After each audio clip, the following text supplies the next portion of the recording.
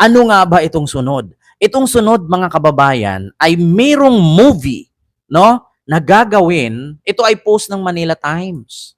Oo, na-share lang dito itong The War on Drugs, the movie, no, or AGK, the movie, War on Drugs. So ano nga ba ito, mga kababayan? Wait lang ha, mga kababayan, ayusin ko na electric fan, napakainit. So, ayo, mga dugi dogs, mga miming guys, umaya na kayo magpahangin ha. Ako muna, maawa kayo sa akin. Sa korte na lang sila magpaliwanag, di ba, Ma'am Priscilla Ramasamay? So ito, mga kababayan, ganun lang naman, Ma'am Elnora, hindi na natin pwedeng i-memorize yan. Kailangan ba natin magmura para maintindihan nila? Hindi! Napaka-simple. Ito, mga kababayan, according dito sa People's Tonight, may post po kasi ang People's Tonight, mga kababayan, na pinamagatang coming soon. Ayan, ito kasi. Ito. Coming soon, mga kababayan. Ano nga ba itong coming soon na to? Ang coming soon na nakalagay dito ay AJK, The War on Drugs, the movie. Ayan, no? Coming soon.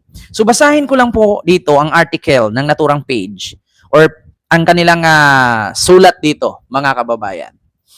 People's Tonight, 3 hours ago. More than 8 years after launching a blood-drenched or war on drugs as President of the Philippines, elected on a platform that boiled down to shut first and ask question later, Rodrigo Duterte, 79, arrived in The Hague on March 12, 2025. He was arrested the day before under a warrant issued by the International Criminal Court law. Ayan. So, the courtesy, the Washington Post. Ito po. Hindi pala siya the Manila Times. The Washington Post. Sorry. Hindi siya Manila Times. Washington Post. So, ito po ang nakalagay. Meron pong link. AGK, The War on Drugs, a nationwide campaign, a directive that changed thousands of lives and the country itself. It was for the people, against its own people. Coming soon. Ito po ang nakalagay. AGK, The War on Drugs, a nationwide campaign, a directive that changed thousands of lives and the country itself. It was for the people against its own people. Coming soon. So ito po, mga kababayan, meron po siyang link. Pipindutin ko lang po at ito na siya. The Washington Post. Kita nyo, mga kababayan? The Washington Post, mga kababayan. So, sa Washington Post na to, nakasaad dito, mga kababayan, ay, eto na. With drug war, Duterte long countered global condemnation. Rodrigo Duterte arrived at The Hague on Wednesday in photos and videos. Here, how he went from President of the Philippines to defendant before the ICC. More than 8 years after launching, sabi ni Sammy Westfall. Ayan, siya po yung nagsulat ng article, mga kababayan. So ngayon, mga kababayan, wait lang Ayan, wait lang. So, ayun na nga. Ito po yung naturang laman, mga kababayan, ng article ng Washington Post. So, ngayon, ito po yung mga video nung tumakbo si Digong pagka-presidente noong 2016. Ayan po yan sa grandstand po yan, ha? Sa Luneta Grandstand. So wait lang, mga kababayan, ha, iparinig ko sa inyo yung naturang video nung May 9, 2016. Ito po siya, May 9, 2016, mga kababayan. Ito po yung video. Repeat after me. State your Rodrigo Roa Duterte.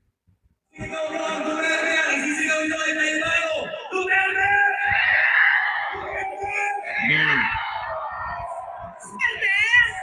Vice President Aaron Peter Cayetano!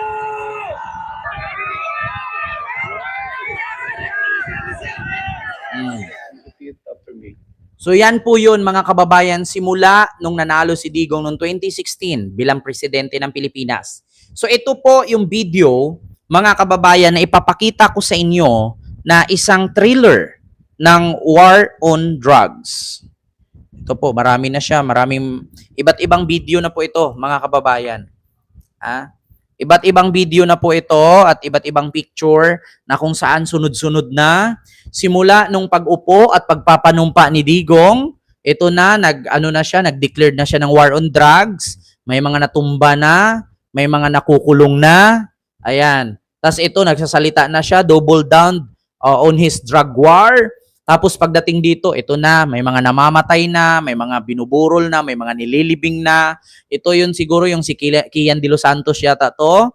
Ayun, tapos nagsasalita siya dito, happy to slaughter drug addicts. Ayan, Duterte says he's happy to slaughter drug addicts. So sunod-sunod na yan. Oo, mga kababayan. Hanggang sa natapos yung naturang article ng Washington Post. So ito po mga kababayan yung sunod. Ito na. Meron dito nakalagay mga kababayan na AGK War on Drugs. Ayan. Ito po, may link pa isa na video mismo. No? Wait lang mga kababayan ha. Ipapanood ko sa inyo yung video na ano pa itong video na to ng War on Drugs. So, ito mga kababayan, ipapanood ko sa inyo yung video ng War on Drugs ni Digong. Ito po siya. Tere, kakain na!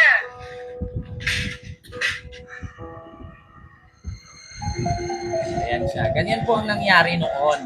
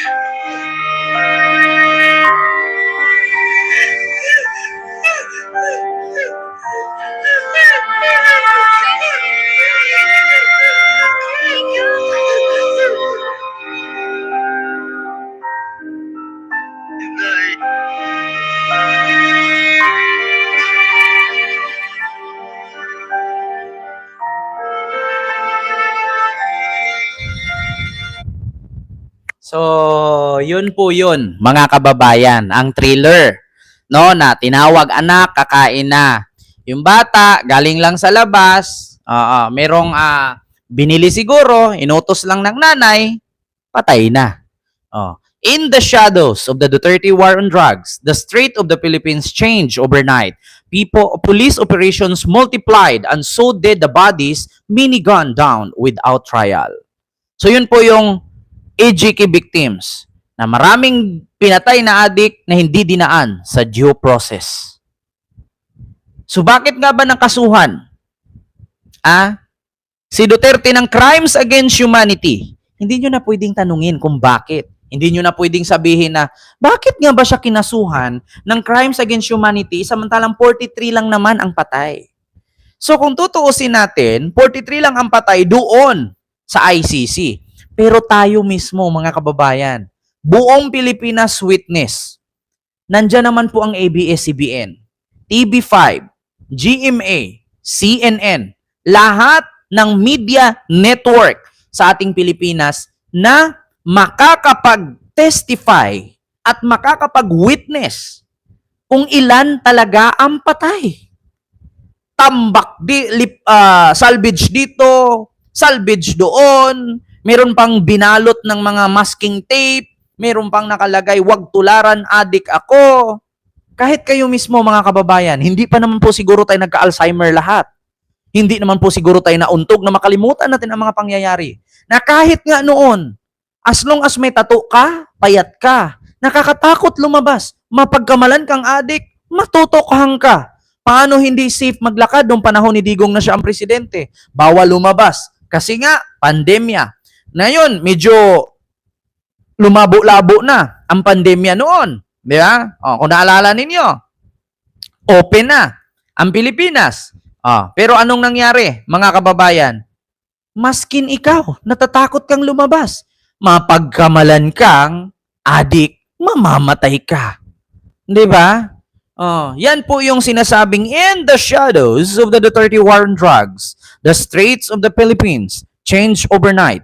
Police operations multiplied, and so did the bodies.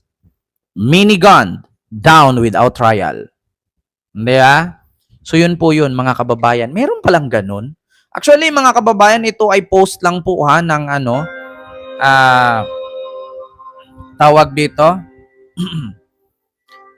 People's Tonight. Ayan.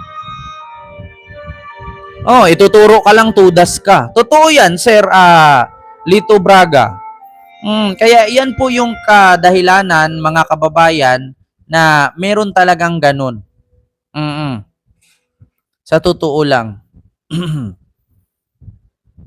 Ito pa. He still go back to the Philippines. Update from The Hague.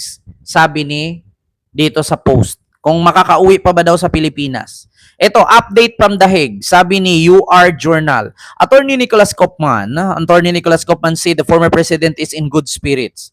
Attorney Nicholas asserted in his client, PRRD had nothing to do with destroying any evidence. Destroying evidence, Kopman added, is a criminal offense, and it was not done in PRRD's request in his behalf. Attorney Kopman does not believe that the evidence has been destroyed. Attorney Kopman called Attorney Cristina Conte's recent pronouncement of PRRD interim release as unethical interference, adding the former tried to ignore the letter's rumblings. PRRD days are occupied with legal and family visit. On the resolution of the House of Representatives blocking the interim release of PRRD, Attorney Kopman refused to make any comment as he does not want to touch on politics, saying he is a lawyer and he deals with the legal matters. Sa madaling salita, hindi ko na po babasahin, mga kababayan, kasi puro to Attorney Kopman. Hindi pa rin po nakakalaya si Digong. Kung tutuusin nga, dapat Attorney Hopman. Pag-asa. Paasa. Yeah? Attorney Hopman o Attorney Kaufman? Di ba? So yun po, mga kababayan. Attorney Hopman o Attorney Kaufman? Puro na lang siya ganito, puro ganyan. Ito, panghuli. Attorney Kaufman message to the Filipino people, respect the judicial process. Respect the judge. We are confident in working towards bringing the former president home. End of the interview. Resource, Harry Roque. Ay, putang una. Ayan. Update. Duterte at The Hague. Update daw kay Duterte sa The Hague. Sino ang source? Harry Roque. So, maniniwala ka ba? Di ba? Salamat po, CY Gods. Thank you so much po at sa daddy mo po. Di ba? End of the interview. Sino ang source? Harry Roque. So, spokesperson na pala si Harry Roque ngayon ni Kaufman. Yun po ang update sa The Hague. Makakauwi na daw si Duterte sa Pilipinas. Posible daw ang Pilipinas ang kumupkop kay Duterte.